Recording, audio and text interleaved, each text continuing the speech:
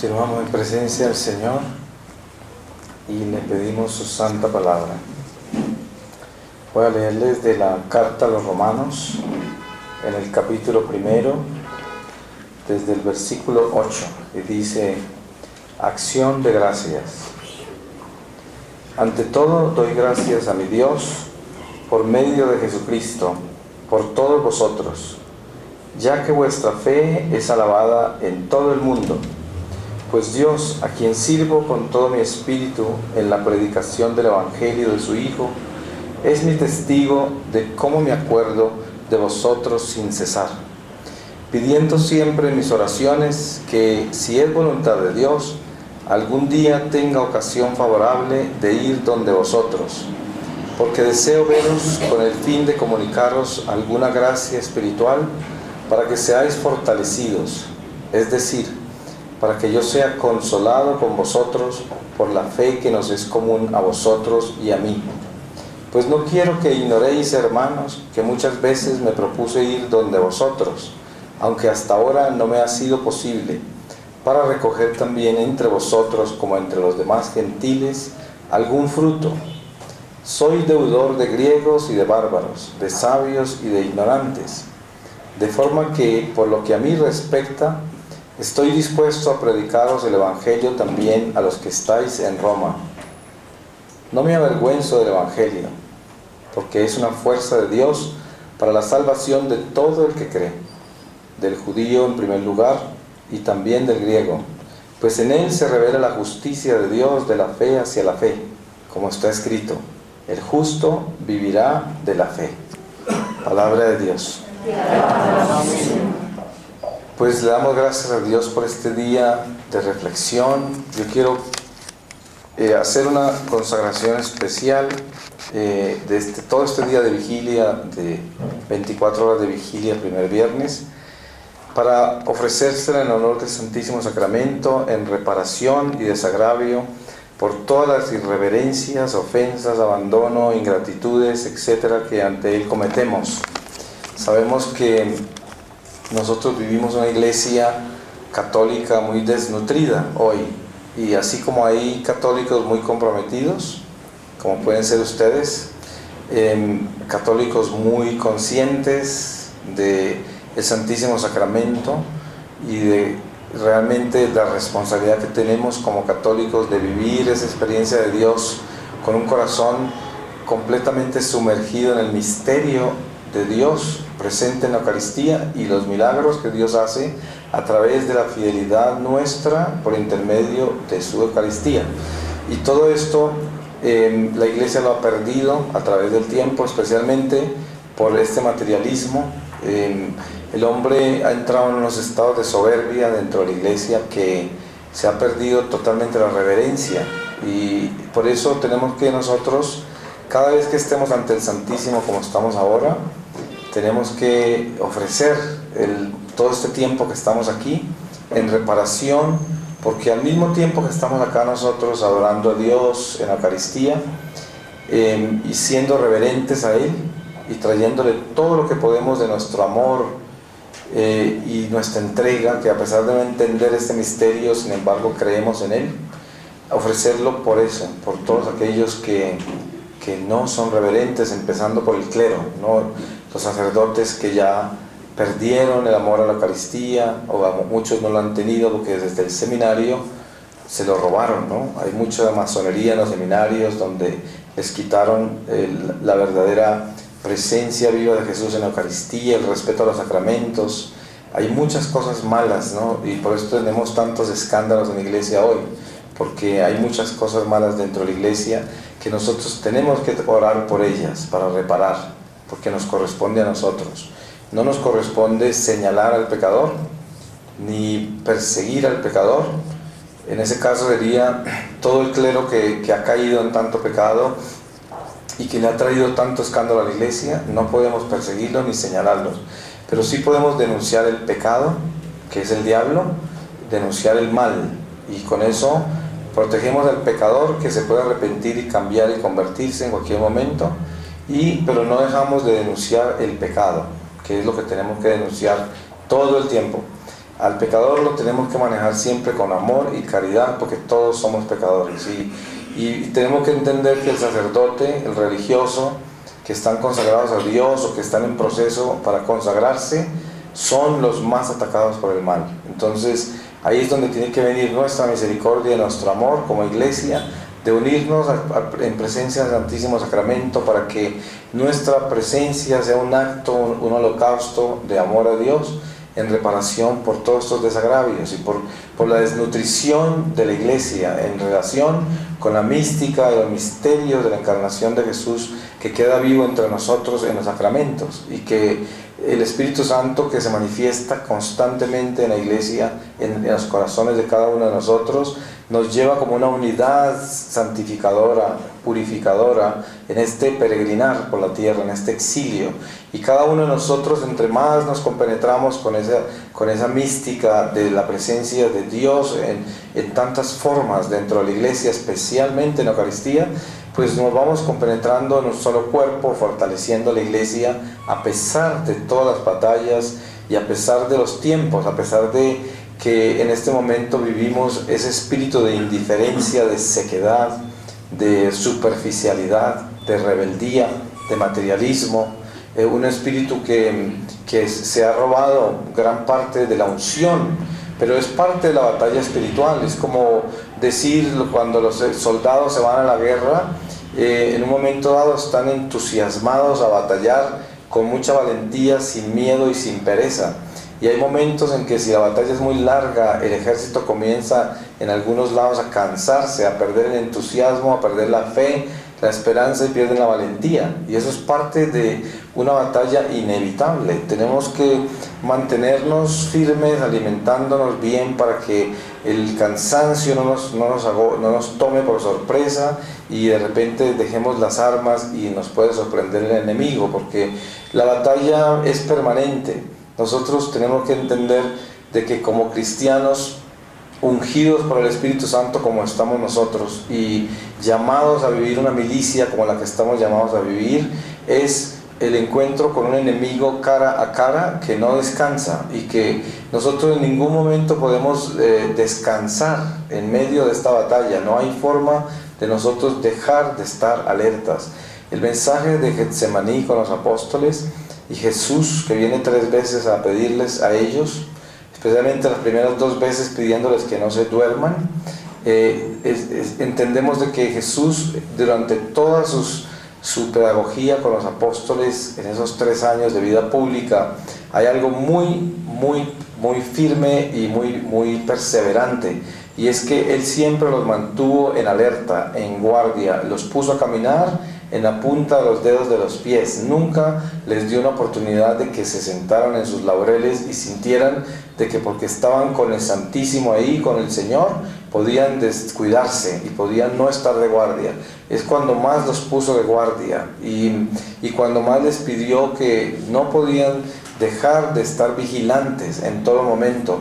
Y antes de partir les advirtió que Él estaría con nosotros todos los días de nuestra vida, pero prepararnos, porque Él regresará cuando menos lo esperamos, y tenemos que estar preparados todo el tiempo, y al mismo tiempo tener en cuenta de que el enemigo quiere asegurarse de que nosotros no lleguemos. Y esto es definitivo en nuestra vida espiritual, el descubrir en qué estamos nosotros metidos y a qué pertenecemos, y qué es lo que tenemos que hacer para vivir una vida en Dios de verdad, para entender que el Evangelio hay que vivirlo en nuestros huesos. No es una concepción intelectual, no es una idea, no es una religión, es mucho más que eso. Es una espiritualidad que tiene batalla permanente, diaria, y Dios nos lleva por intermedio de la iglesia, que es una cuna, donde nosotros allí, en esta cuna, como pichones, estamos creciendo alas para poder desprendernos a la plenitud del mundo espiritual al final de esta vida. Y la iglesia nuestra, que es madre, que alimenta, que nos da esa gestación espiritual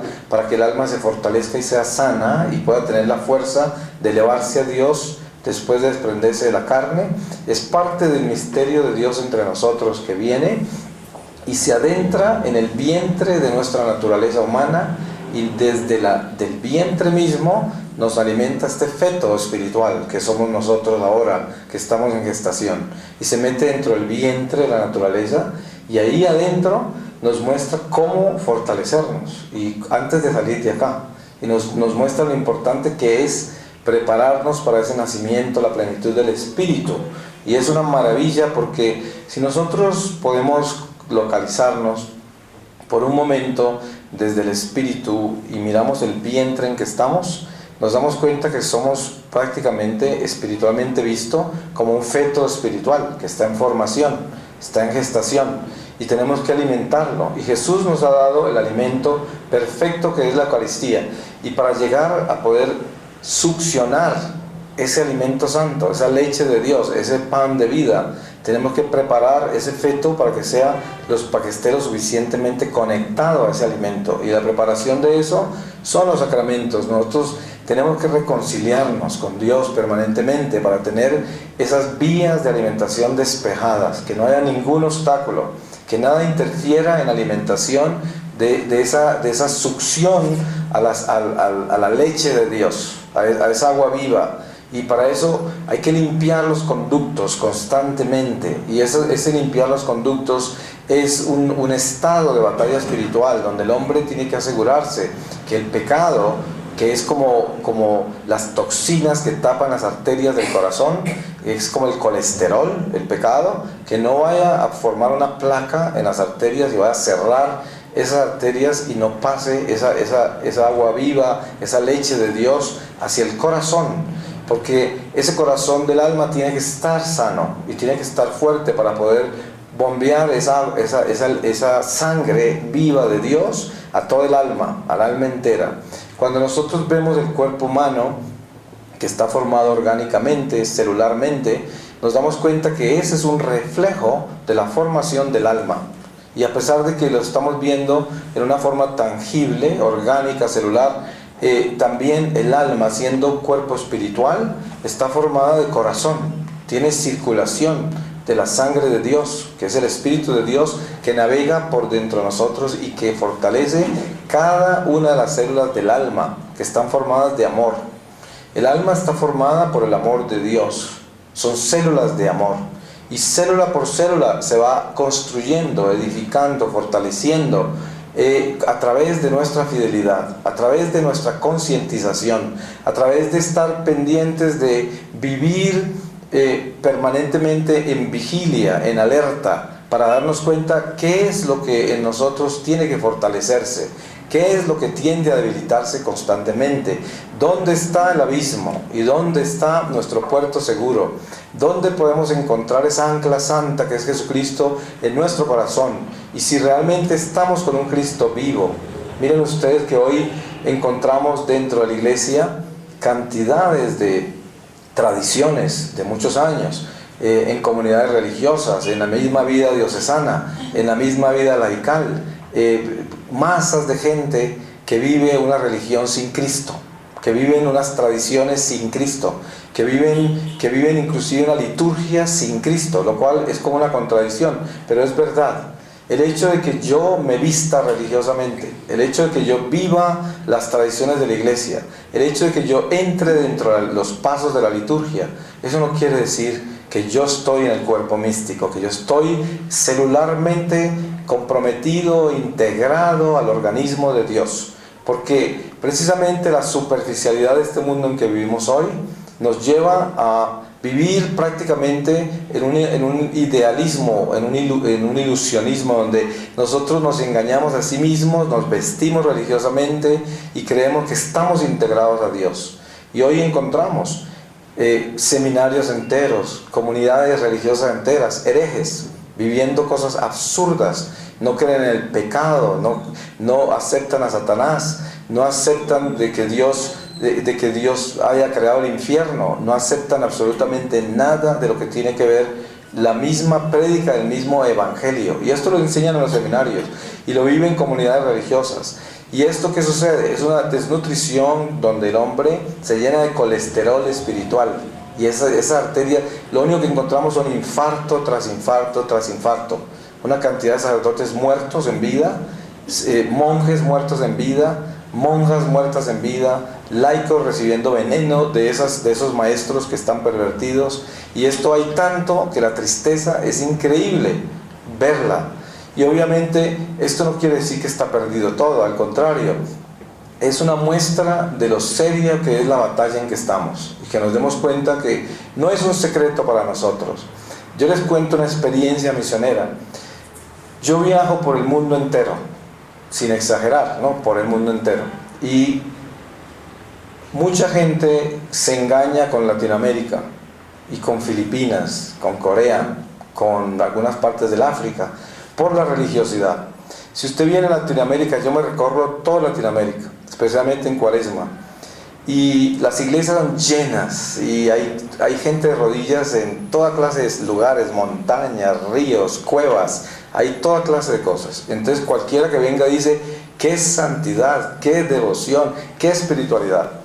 Pero yo les digo, no es verdad.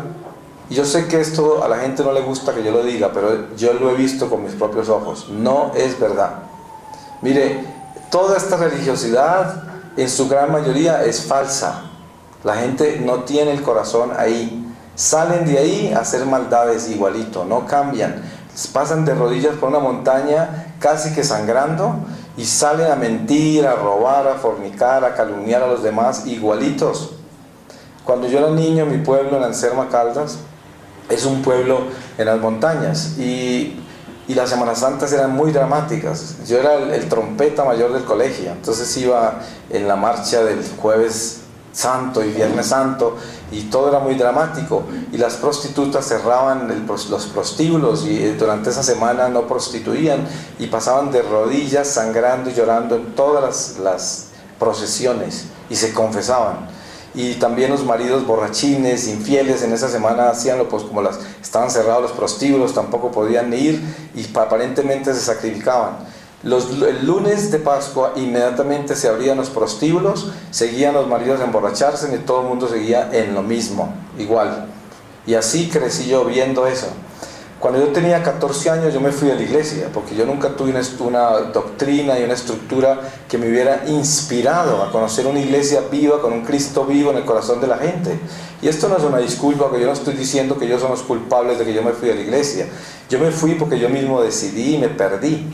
Y soy responsable de mis pecados, pero estoy hablando de qué es lo que tenemos nosotros como iglesia. Entonces, somos unos católicos de nombre, necesitamos reevangelizarnos, necesitamos convertirnos, y no podemos engañarnos. Mire, los profetas falsos que vienen de afuera vienen a decir que nosotros somos, pues, casi que una nueva Jerusalén, somos santos, mejor dicho, pero ¿para qué? Para ganar territorios, porque la realidad es que no lo somos, y no podemos engañarnos.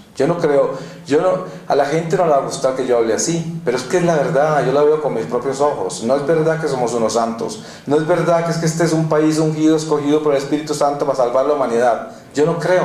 Mire, yo pienso que nosotros tenemos que despertarnos y convertirnos, y ayudar a convertir los curas y los religiosos, y métase usted a las comunidades religiosas hoy aquí en Colombia solamente, y los va a encontrar con enneagramas, diciendo que el pecado no existe, curas predicando, dejando gente vivir en unión libre.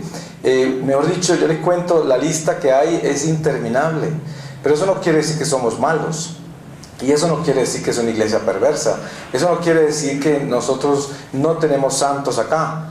Claro que sí, aquí en esta iglesia hay mucho santo, hay mucho sacerdote santo, hay mucho monje de verdad.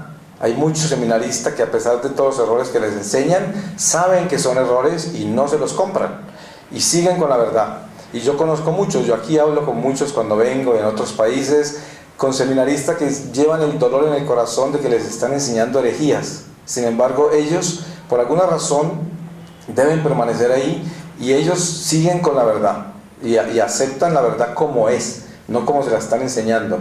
Y esto sucede, pero lo importante es no engañarnos y no dejarnos convencer de que somos los grandes escogidos, los grandes privilegiados, los grandes santos y lo más espiritual. No es verdad. La realidad, cada uno de ustedes lo puede ver en ustedes mismos, lo pueden ver en la persona del lado, pueden ver en sus parroquias. No hay esa verdad. Hay una inconsistencia, una mediocridad, una tibieza espantosa. Usted se ve millones de grupos de oración en Bogotá, yo los conozco casi todos. Cuando empecé a dar mi testimonio en el año 99 y 2000 me recorrí como 200 grupos de oración en Bogotá solamente y por todo Colombia. Yo me acuerdo, ninguno de esos grupos era capaz de unirse con otro. Todos estaban compitiendo unos contra otros. Entonces en cada grupo tienen su vidente y esto y su profeta y su cosa. Se contradicen todos los mensajes entre ellos, no se quieren y no se unen. Entonces yo digo, eso es como sectas, es que peores que los protestantes. O sea, ¿dónde estamos? Si usted hace una convocación para unir todos los grupos de oración de Bogotá, le cuento que va a tener un buen dolor de cabeza, bien difícil. Ni un obispo es capaz de hacerlo a veces. O sea, a veces los obispos, yo he hablado con obispos que han tratado de unir los movimientos de esta ciudad, por ejemplo, y escasamente llegan. Y cuando llegan no permanecen en las misiones en que fueron llamados a seguir. Entonces tenemos que estar conscientes y darnos cuenta todo lo que tenemos que cambiar y no engañarnos de que estamos tan bien, y no es verdad. Mire que el dolor de nuestra violencia en Colombia, toda esta maldad de tantos años con el narcotráfico, el crimen en general, nos ha doblado las rodillas. Y la gente se ha cansado de tanta muerte y tanta violencia y tanta degeneración, tanto amor al dinero, y se ha arrodillado. Y ha venido gradualmente una conversión a nuestro pueblo. Y obviamente que hoy se ve más grande el remanente de Dios en este pueblo. Ha crecido más, y lo sabemos. Cada día aumenta más el pueblo remanente, que es el pueblo verdaderamente fiel, comprometido, entregado a Dios. Y lo más peculiar del remanente es que el remanente es el más consciente de que nos falta mucho, de que tenemos que dar más, de que tenemos que arrodillarnos más, de que tenemos que sacrificarnos más, de que tenemos que cambiar mucho más el corazón. Aquí hay mucho culto. Cada rato vemos gente adorando sacerdotes, adorando laicos, adorando gente y adorando seres humanos, haciéndole culto, prácticamente con velas, ¿no? Y resulta que el culto a Dios no está, porque el culto a Dios está no en adorar criaturas. No podemos adorar sacerdotes, ni líderes laicos, ni religiosos. Tenemos que adorar a Dios. Nadie está ungido con nada, nadie tiene dones de nada. Todo viene del Espíritu Santo. Él es el único que tiene dones. Los dones son de Él. Cuando usted lee las gracias del Espíritu Santo, usted no va a ver los dones de Julio, de Pacho o de Lucy. Usted ve los dones del Espíritu Santo. Por eso tenemos que dejar ese lenguaje protestante que fulanito tiene tales dones y el otro, porque eso no es. Ahí es donde comienza la idolatría, donde comienza la adoración a criaturas. Se trata es de que, como dice San Pablo, Pablo sembró, Apolo regó, el único que hace crecer es Jesucristo. Entonces nosotros tenemos que entender que el Señor nos llama a vivir una realidad espiritual definitiva.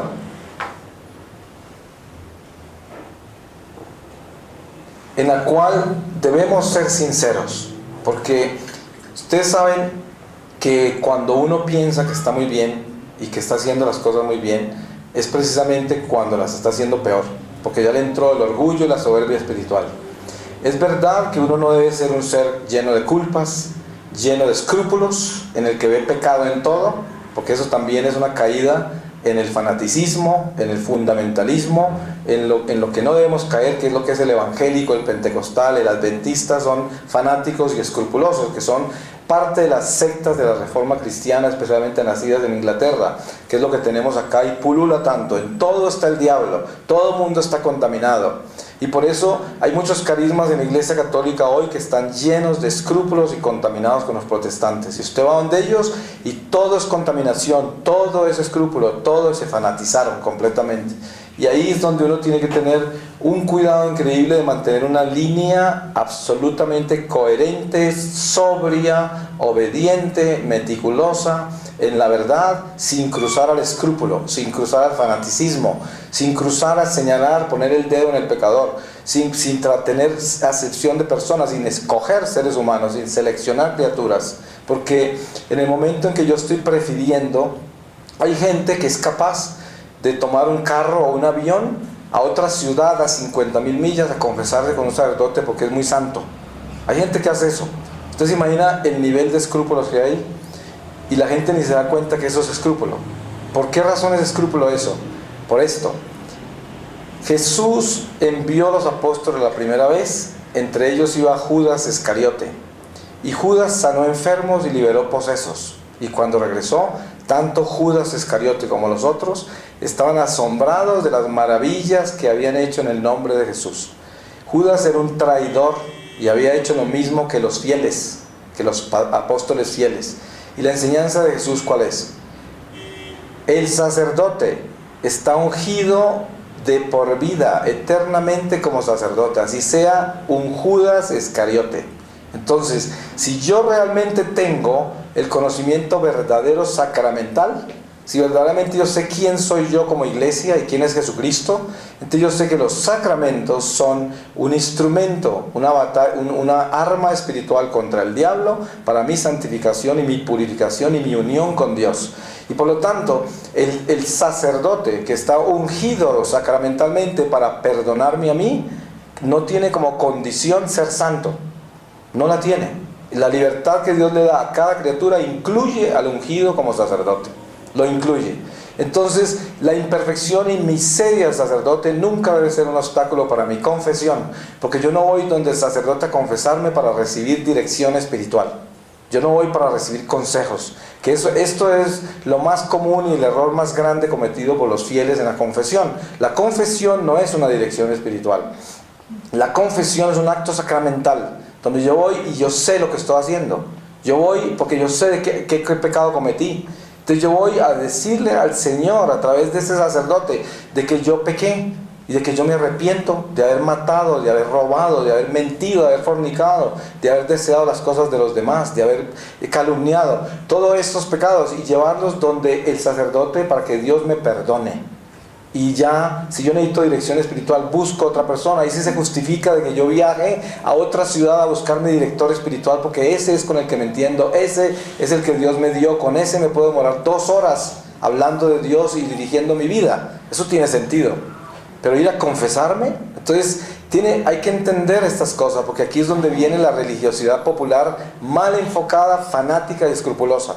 Y la gente se pierde, y el diablo se mete y acaba con todo, lo destruye completamente. Y eso tenemos que tenerlo ordenado, porque si nosotros no ordenamos nuestra religión, se nos vuelve una secta, y todos nos volvemos sectas, todos. Porque entonces ya la gente empieza a discriminar. Usted está acá y no quieren que vaya donde otro. Usted está allá y no quieren que se vaya para allá. Y esto ya está mal, ya está mal. Porque el día que, por ejemplo, en esta casa alguien trate de poseerlo a usted y de traerlo para acá y dejarlo acá y pedirle diezmos y hacerle cosas de esas, ya se lo está robando. ¿Sí me entiende? ¿Y a quién se lo está robando? A la parroquia, a la iglesia. Nosotros somos iglesia y le pertenecemos solo a Jesucristo, nada más. Nosotros no pertenecemos a nada más. Inclusive el monje que es franciscano, que es agustino, que es benedictino, que es jesuita, no le pertenecen a esa orden, le pertenecen a Cristo, a la iglesia. Y estos son carismas. Tenemos un carisma acá que se llama Peregrinos del Amor, pero ¿qué? Si lo más importante es que nosotros pertenecemos a la parroquia de San Norberto, eso es lo más importante. ¿Y por qué? Porque somos iglesia, y la iglesia, la parte más importante nuestra de la iglesia es nuestra parroquia, porque ahí es donde está la entrada a la obediencia, y la obediencia es la que nos maneja a nosotros. La obediencia es la que nos lleva a nosotros de la mano de Dios, de la mano del Padre. Yo siempre pongo como ejemplo el niño que va por entre la gente y de la mano del papá. Ese niño es capaz de vivir toda clase de experiencias mientras vaya de la mano del Padre. Es capaz de vivir situaciones de miedo, de asombro, de placer, de inquietud, de situaciones incomprensibles, y las vive todas prendidas de la mano del Padre, y puede vivirlas todas sin perderse, sin desesperarse, porque va de la mano del papá. Pero en el momento que ese niño se suelta la mano del papá y queda entre las masas, ya toda escena lo va a tomar y no va a ser capaz de superarla, porque no puede moverse por entre esas escenas de la vida, porque no ha aprendido la mano del papá, ya perdió el equilibrio. Entonces, ¿cómo se puede describir eso con relación con nuestra vida cristiana en la iglesia? Nosotros tenemos que estar prendidos desde la iglesia, No podemos prendernos de seres humanos. Yo no puedo prenderme de las personas que llevan el carisma, sino del carisma, que el carisma es el Espíritu Santo. De ahí me prendo yo. Yo no me prendo del ser humano, de la persona. Yo no le hago culto a criaturas.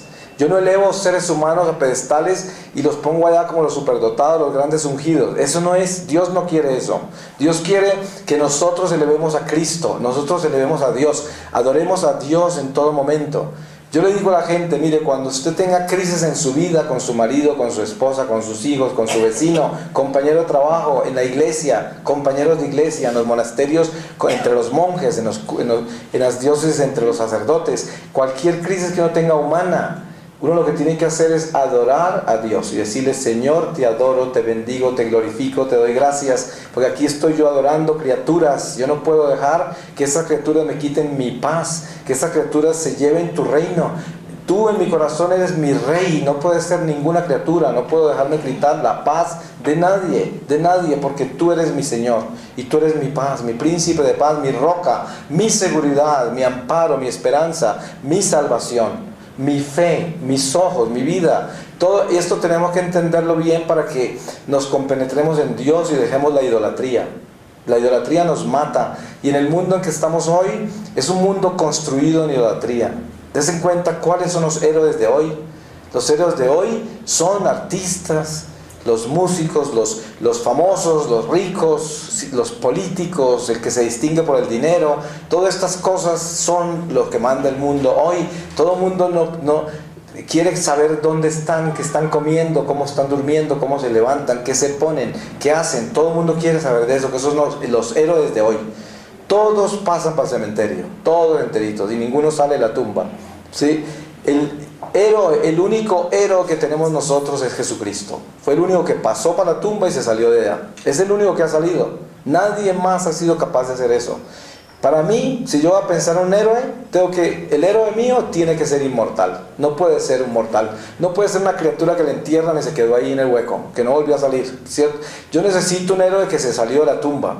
El único que pudo hacer eso es Jesucristo. Es el único héroe, el único que realmente ha hecho lo que todo el mundo ha hecho, pero con la diferencia de que salió de ahí cuando lo enterraron, ¿cierto? Vivió como ser humano, pero se levantó como ser divino y nos mostró a nosotros de que si nosotros entendemos el verdadero heroísmo en esta vida transitoria, en el exilio, nosotros también resucitaremos como Él. Pero para esto tenemos que entender que los héroes nuestros se tienen que convertir en Cristo. Por eso Jesús decía: mi madre y mis hermanos son los que hacen la voluntad de mi Padre. Y ahí eliminó toda relación sanguínea. ¿Sí? Él eliminó todo lo consanguíneo, ¿no? Ya mis parientes no son la sangre, mis parientes son el espíritu. Yo soy hermano en Dios, nada más. Ahora, con esto no quiere decir que nosotros vamos a eliminar nuestros parientes, pero lo que quiere decir esto es que el amor nuestro debe ser un amor que esté libre de idolatrías. No puede ser adoración a criaturas. La madre no puede adorar a los hijos no pueden adorar a la madre, la esposa no puede adorar al esposo, ni el esposo a la esposa. Tenemos que adorar a Jesucristo. Ese es nuestro Señor. Y por eso estamos acá, en presencia del Señor, ejercitándonos en esta adoración al verdadero Dios, al único que es, al que nos creó, al que nos conoce, al que nos puede salvar. Y aquí estamos en presencia del Señor, reconociendo en el fondo de nuestro corazón nuestra ignorancia de este misterio, pero aceptándolo en fe, diciéndole: Señor, no entiendo nada, pero yo sé que estás acá. Y aunque no lo digas del fondo de mi alma porque me falta fe, sin embargo lo quiero decir, porque es como cuando a una persona le están enseñando a amar, le preguntan todo el día: ¿me amas? Dice: sí. Y después cada vez le pregunta: ¿me amas? Sí. Y un día dice: sí, te amo, porque ya se ejercitó, ya le enseñaron a amar. Y al principio no podía ni decir te amo. Hay personas que no son capaces de decir eso, porque no saben amar, y hay que enseñarles a amar. Hay que sacudirlo, decirle: tienes que aprender a amar, y tienes que aprender a expresar ese amor, a decir sí te amo, aunque se sienta muy débil, porque al principio no vamos a tener esa fuerza para decirlo, porque no somos capaces capaces de testificar ese amor. Y lo mismo sucede con Dios entre nosotros. Señor, yo sé que estás ahí en la Eucaristía, pero en el alma por dentro es ese, sé que estás en la Eucaristía, porque por allá, porque todavía no hay fe, y yo tengo hasta miedo de decirlo, que me siento como un hipócrita, porque por dentro no siento esa fuerza del Espíritu que me dice, yo sé que estás vivo en la Eucaristía, te siento, Señor. Para eso se necesita, pero no podemos exigir que eso ocurra así nomás, pero lo que sí podemos exigir es entrar en la sinceridad, Mire cuántas madres cometen errores con sus hijos, porque quieren que ya sientan al Señor, que ya sean santos, que ya sientan celo por la iglesia, sientan celo por Dios. ¡Qué error tan grande! Uno no puede darle alimento sólido a aquel que todavía está tomando leche de pecho, ¿sí? Hay que ir por pasos. La gente hay que enamorarla de Dios primero, hay que darle leche, gotas de leche, y luego se les va trayendo más adentro hasta que le dé el alimento sólido. Y ya puede decir, yo amo la iglesia, tengo celo por la iglesia, muero por la iglesia, siento a Jesucristo vivo en mi corazón. Pero yo no puedo darle alimento sólido a alguien que es un niño y se me va a intoxicar, se me va a deformar con ese alimento porque no lo resiste, no se lo puedo obligar. Entonces uno tiene que, con el amor de Dios, llevar a estas criaturas espirituales al Señor. A veces cuando yo me refiero a esto no estoy hablando de una edad física, estoy hablando de una edad espiritual. Hay personas que entran a la conciencia espiritual a una edad madura ya, a una edad avanzada. Yo entré a los 47 años, hay gente que entra a los 80 y así es. O sea que no es una edad física, sino la edad espiritual en que empezamos a concientizarnos y empezamos a darnos cuenta de que la vida espiritual es un compenetrarnos con la verdad. Y la verdad no se puede uno compenetrar a ella de la noche a la mañana. Yo no puedo esperar ser el tremendo santo ahí de la noche a la mañana. No puedo ser el tremendo místico, el tremendo éxtasis, el tremendo abandonado en Dios. Yo tengo que entender que yo tengo que aprender a hacerlo, haciéndolo. Los sacrificios. ¿Cuántas veces no tenemos claro en nuestra vida lo que es una mortificación, lo que es una penitencia, lo que es un verdadero ayuno? No lo tenemos claro y son herramientas importantes para nuestra vida espiritual, porque si yo no me mortifico, ¿cómo hago yo para fortalecerme? ¿Cuántas veces una esposa y un esposo tienen una discusión y alguno de los dos se queda callado para evitar problemas? Cualquiera diría que esa persona se está mortificando, pero la verdad es esta: puede haber mortificación ahí, puede haber una oportunidad de santificación, siempre y cuando la persona esté en silencio, porque está sacrificando el defender su territorio y lo está sacrificando para dar amor y armonía al otro que está argumentando, al otro que está en ese estado. Entonces, este que no quiere discutir y que quede en silencio, que quede en silencio con amor, mortificándose, porque su naturaleza humana le grita que se defienda, que presente su territorio, que diga lo que tiene que decir. Y estas discusiones son una oportunidad inmensa para la mortificación, para la purificación y fortalecimiento del alma, porque así es como crecemos espiritualmente en el amor de Dios, es con esas gotas de amor. Y fíjese que esas gotas son las que edifican al hombre para que un día pueda alimentarse con alimento duro, fuerte, con el alimento sólido. El alimento sólido es dejar de tomar la leche, pero para eso hay que construirnos con esas obras de amor, a través de la mortificación, el sacrificio, la penitencia, entregarse uno a eso y decir: voy a sacrificar mi territorio humano y no voy a imponer mis leyes ni mis ideas a nadie. Voy a sacrificarme, pero lo voy a hacer con amor. Y en ese silencio de Dios es donde actúa la gracia, solamente. La gracia nunca actuará en la violencia del amor propio, que es cuando yo quiero que las cosas se hagan a mi manera porque yo estoy correcto y usted está equivocado. Y aquí se hace como yo digo. Ahí perdió. Perdió porque no hay gracia, no hay bendición, no hay unción, no hay caridad, nada. Ahí lo que hay es amor propio y por lo tanto hay muerte. No habrán frutos, no pueden haber frutos. Habrán frutos del miedo solamente.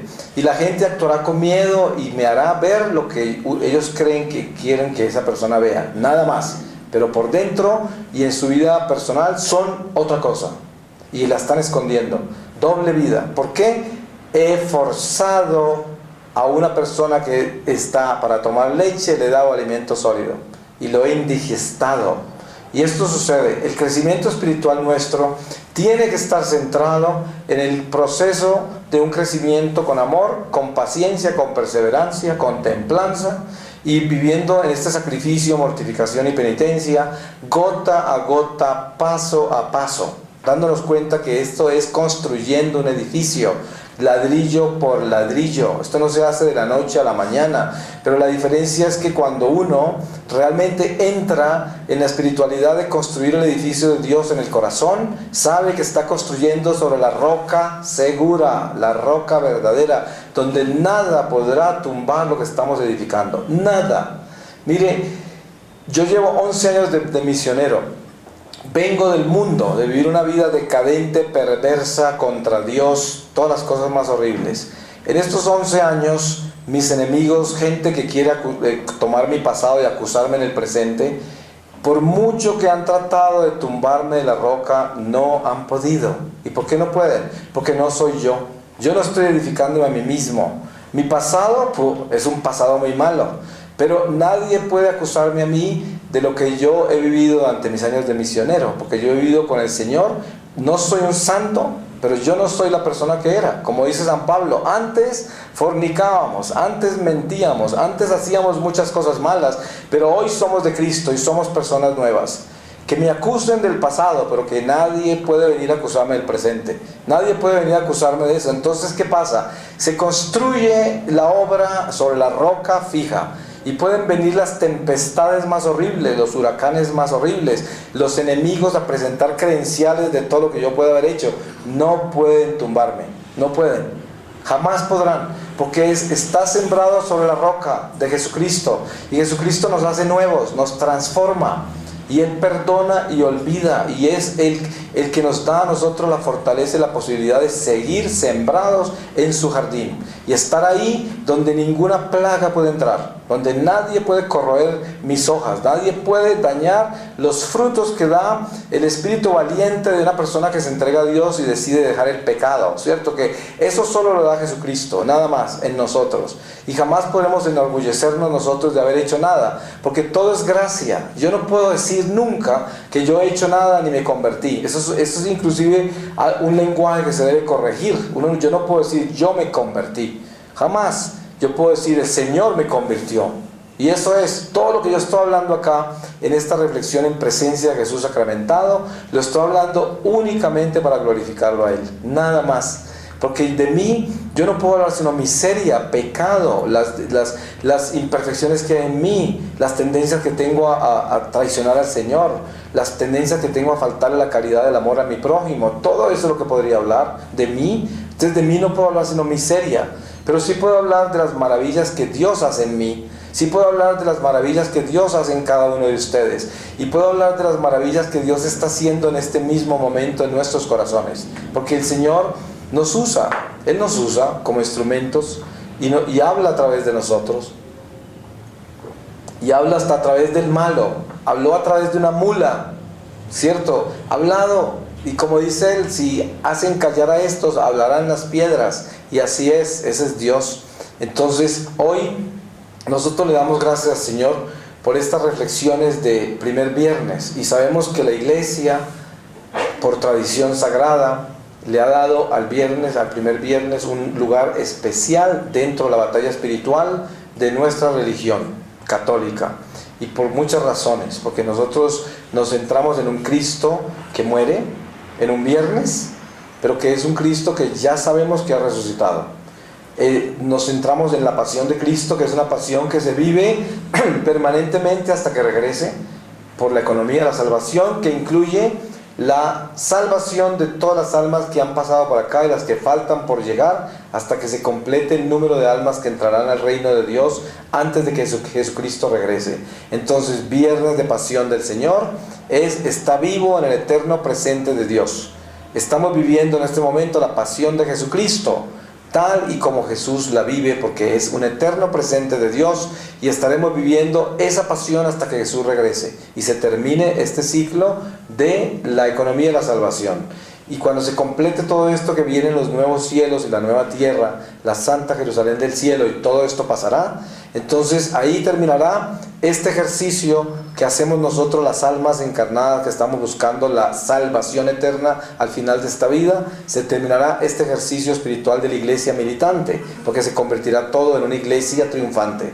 Pero antes de eso, nosotros tenemos que entender de que estos primeros viernes son una celebración de la iglesia al misterio de la pasión, muerte y resurrección de Jesucristo, que se convierte en pan de vida para todos los hombres y que trae para nosotros la presencia divina que perdimos al ser arrojados del paraíso por el pecado original. Y hoy tenemos esa redención en Jesucristo, y el viernes celebramos este misterio. Vivimos con Jesús un estado de reparación durante esta vigilia de 24 horas, para que el Señor, a través de esta carne que es miseria, que es pecado, pueda el Señor utilizar esta carne que se propone a Dios, que se ofrece a Dios como holocausto, y la pueda utilizar para que otras almas se salven, porque durante estas 24 horas morirán muchas personas en el mundo entero y estarán sin prepararse para encontrarse con Dios. Por el hecho de nosotros estar acá, proveemos al Espíritu Santo, materia prima de salvación de almas, porque nuestra sangre, al estar en adoración al Santísimo, se cristifica, y el Señor la utiliza como dinero espiritual de salvación de almas. Y por eso las vigilias de adoración al Santísimo en el Viernes Santo tienen tanta fuerza, porque es, primero, sumergirnos en la pasión de Cristo. Segundo, reconocer a Cristo como nuestro Señor y nuestro Dios. Tercero, venir a acompañar al Señor en sus intenciones de su Sagrado Corazón. Tercero, unirnos a todos los ángeles y santos en el cielo que adoran permanentemente a Dios. Unirnos a las almas purgantes en su dolor y la necesidad tan grande que tienen de que nosotros entendamos de que lo más importante en esta vida es integrarnos a la gracia, a la salvación eterna. ¿Cuánto no harían las almas del purgatorio para que nosotros entendiéramos que lo más importante que hay en la vida terrenal es descubrir de que estamos acá para integrarnos a una jornada eterna que nunca terminará?